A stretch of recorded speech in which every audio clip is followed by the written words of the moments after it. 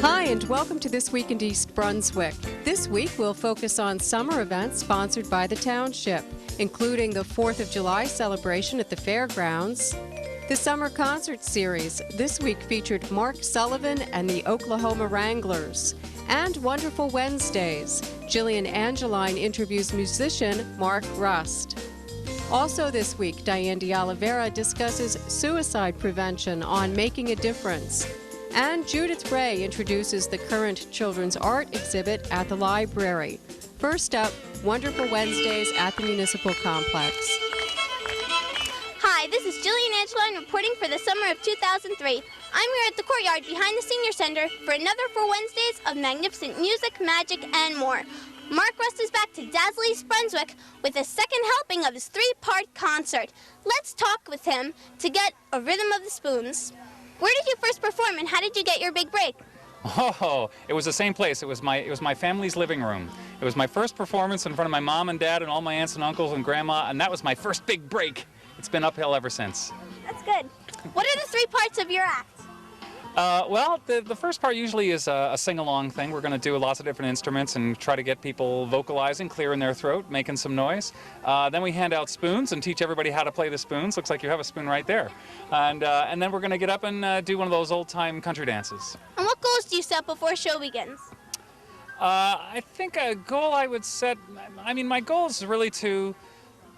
there's probably 3 parts. There's like to entertain an audience, first of all. An audience has to be entertained. Maybe to give them some information that they haven't seen before. And particularly on a night like this, maybe do something that might actually have the family interact in a way they haven't before. And how do you feel after a show?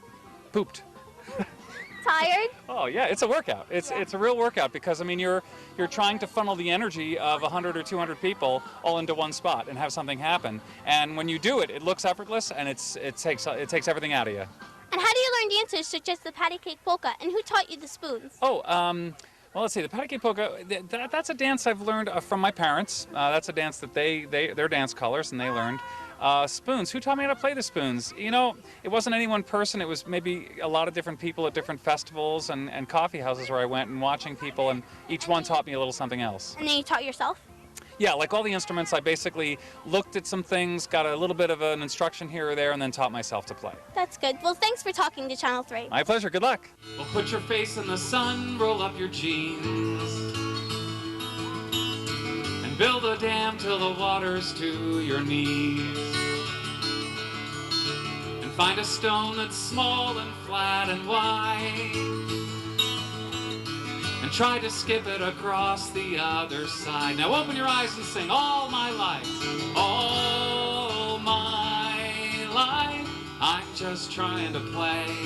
I find time almost every day, watching the colors changing in the trees, then running and laughing, then running and laughing and jumping in the leaves. That's right. So you ought to see my Cindy. She lives away down south. Oh, she's so sweet. The honeybees just swarm around her mouth. She kissed me once. She kissed me twice. One last time. Oh, I love Cindy. Come on! Yeah! Oh, I love that Cindy girl.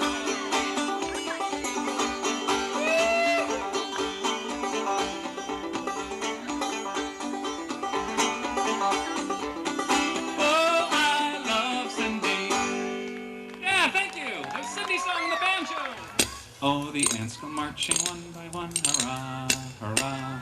The ants go marching one by one, hurrah, hurrah. The ants go marching one by one, the little one stops to suck his thumb, and they all go marching down to the ground to get out of the rain. Boom, boom. Okay, I'll play another trick, and you tell me what it sounds like. Here we go. What does that sound like? Sounds like a horse. He's running away from the fiddle player. Hey, get away from my tail. Okay, so you play the shuffle like this. You throw in a drum roll every now and then you throw in the horse gallop. And when you put that all together, you can play along with a lot of kinds of music, or you can sing songs like this one. Oh, I had a little chicken and he wouldn't lay an egg, so I poured hot water up and down his leg, and the little chicken hollered and the little chicken begged, and the darn little chicken laid a hard-boiled egg. That one? No? How about this one? Well, did you ever go a-fishing on a sunny summer day with the little fishes swimming up and down the bay with their hands in their pockets and their pockets in their pants, and all the little fishes do the hoochie-coochie dance? Now that I'd like to see. Now, how many kids here have been to camp in the summertime? Anybody go to camp? You do? All right, if you go to camp, you probably know this song that goes like this. Do your ears hang low? Do they wobble to and fro? Can you tie 'em in a knot? Can you tie 'em in a bow? Can you throw 'em over your shoulder like a continental soldier? Do your ears hang low? That's right. Okay, so I'm going to play a spoon solo.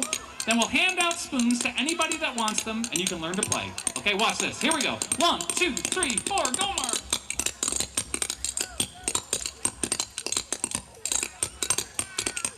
Ooh. Usually audiences applaud right here. Oh, thank you. So sophisticated. I love it. Okay. Almost done. Watch for the big ending now.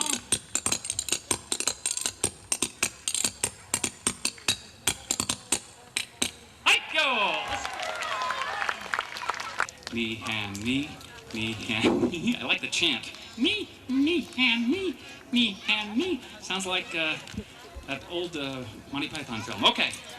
Okay, now here's how you play the spoons. Take that hand that you write with and make a fist.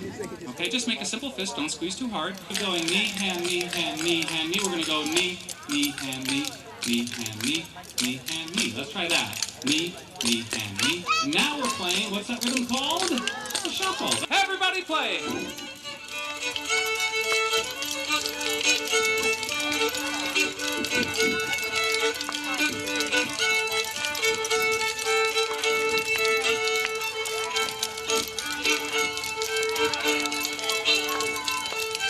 Everybody play.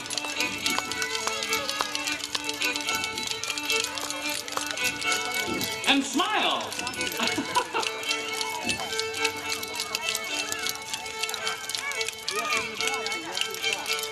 Here comes the solo. Everybody keep playing. Play. That's good. Keep going. Coming up next week is Steve Johnson and his Magic Variety Show at 7 p.m. The clowns come at 6:30 to entertain kids with their face painting and magic. Admission is free, and if it rains, Wonderful Wednesdays will be held in the Senior Center. This is Jillian Angeline reporting for EBTV Channel 3. Here's the big ending, all together. Bum, bum, bum, bum, bum, bum.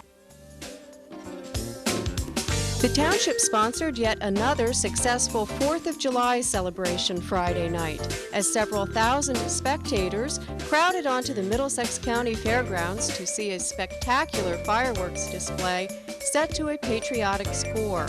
Also on hand were food vendors, entertainment by the band Sure to Please, and of course the mayor of East Brunswick, Bill Neary. Well, we have a beautiful day. We have a reason to celebrate. America's the best country on the face of the earth, and we're all happy that we get to join together to celebrate our independence and our freedom. And on top of everything else, today's my 54th birthday, so I'm very happy. Today's a great day.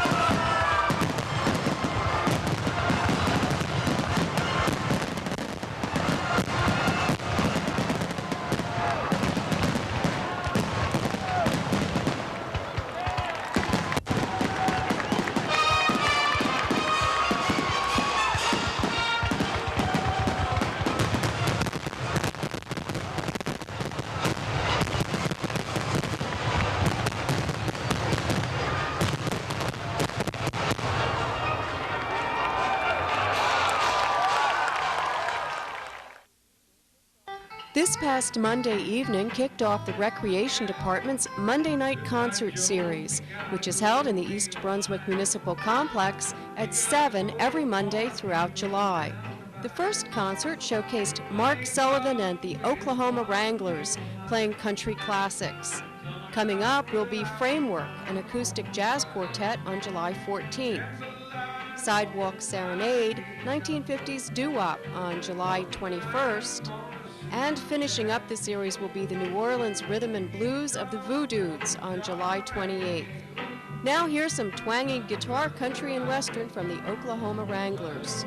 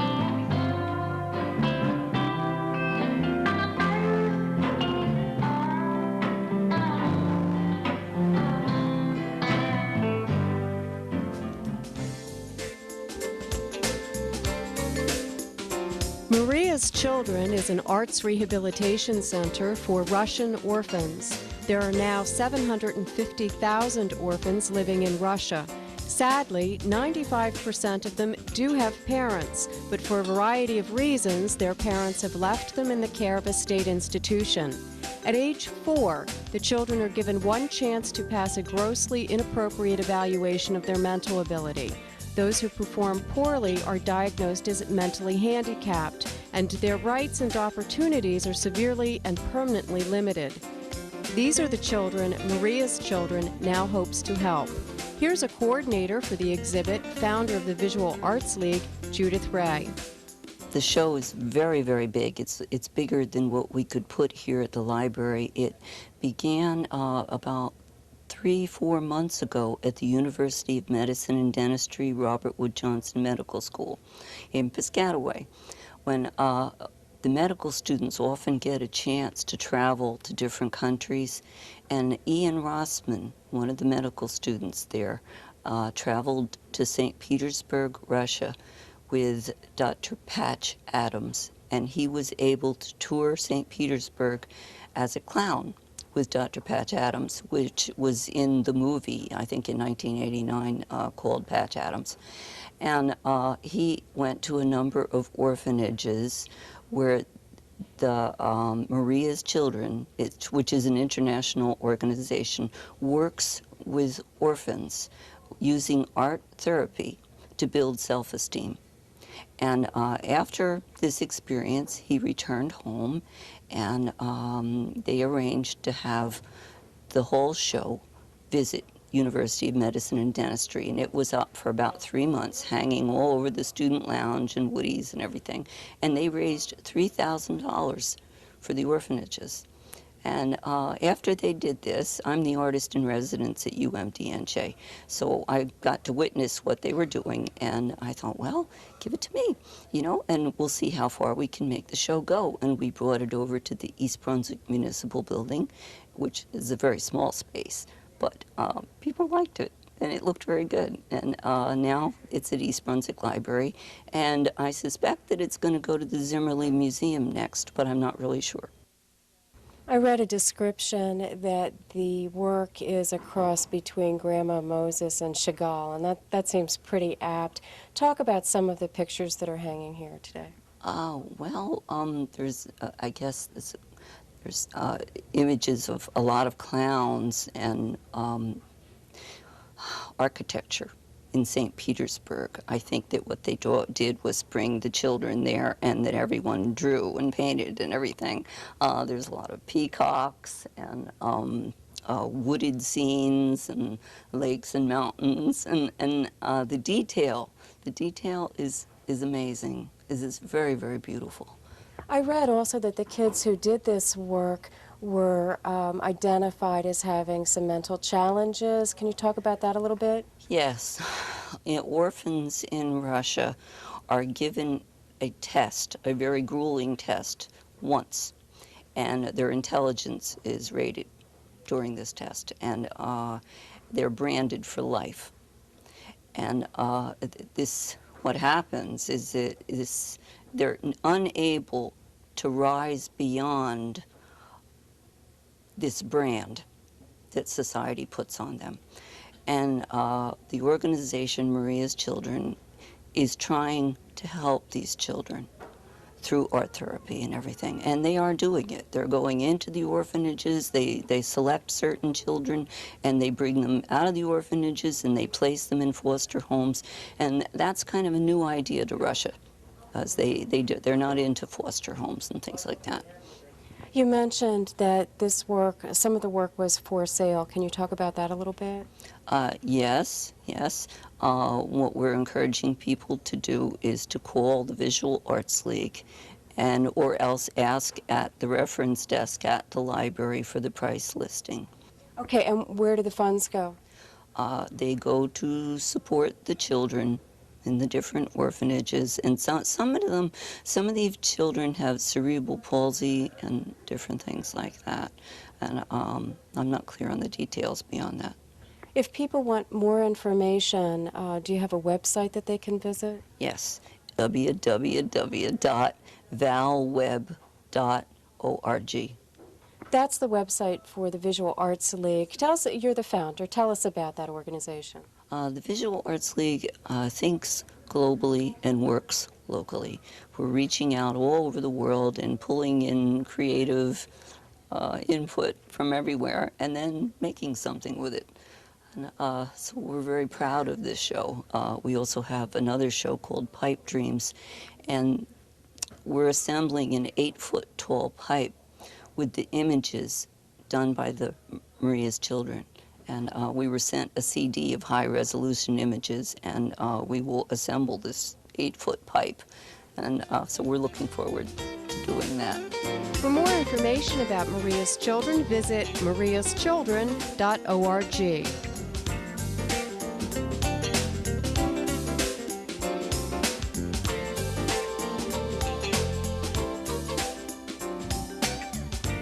Help is a phone call away for any Central Jerseyan dealing with a stressful situation thanks to a 24-hour crisis hotline manned by Contact We Care. Hi, I'm Diane de Oliveira, and with me today is the Executive Director of the organization, Katie Feeks. Katie, it's a nonprofit, faith-based organization that's also a volunteer organization. A lot of people probably don't even know that Contact We Care exists, yet you cover Middlesex, Somerset, Hunterdon, Essex, and parts of Ocean and Monmouth counties, and lots of counties statewide. Contact We Care, you've been around for 25 years, as I mentioned. Why should somebody call the 24-hour crisis hotline? And that's 908-490-1900. Why should somebody call that?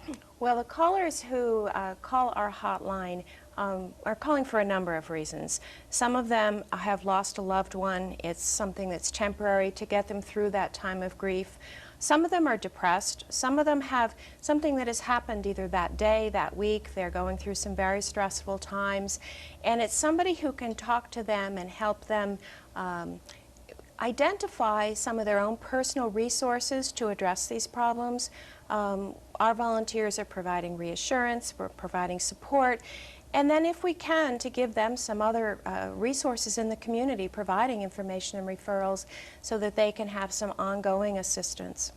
One thing I didn't mention is that Contact We Care is based out of Scotch Plains, but you also handle calls for 1-800-SUICIDE. That's right.